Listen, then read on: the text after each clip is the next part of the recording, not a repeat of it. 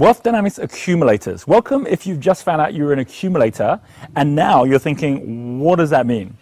Accumulators are so interesting. My wife, Renata, is an accumulator, and me being head in the clouds, always running after different things, all she sees is risk and all she sees is carelessness because I'm always out there just throwing up all this chaos as a creator.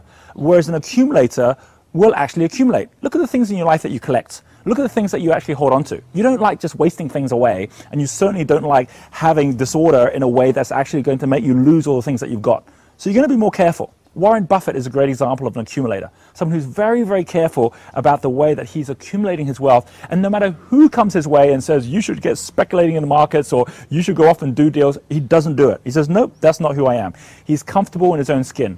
He doesn't have to go out and show how wealthy he is or how successful he is, because at the end of the day, what he knows is that what he holds on to is as important as what he lets go of. An accumulator, if you find out that's what you are, the first thing that all accumulators should have is someone who's a strong mechanic. And the reason for that is a mechanic still speaks your language. You don't have to go out there networking and meeting all the people that you don't feel comfortable meeting. Mechanics don't like that either. But mechanics give you a structure which allows you then to move forward. Warren Buffett, great example of that. As an accumulator, he will make sure he has a strong mechanic who's able to actually provide the systems that he's actually going to be analyzing through. And then you'll find that the second person that you should have after a mechanic is someone called a supporter. Because a supporter is the one who'll go out and meet everyone. And believe me, supporters need you, because they do not have the organization that you have. They certainly don't have the grounded thinking and analysis that you have, where you look at things and you think there's so much hot air or there's so much where there's hype.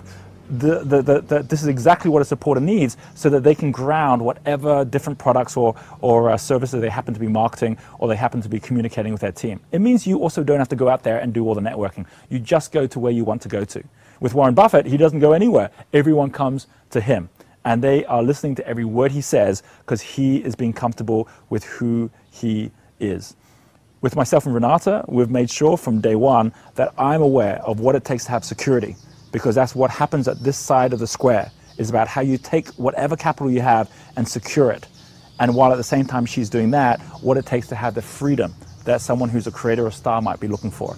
The way you communicate with others will have everything to do with you understanding their flow, which will then allow you to get into your flow.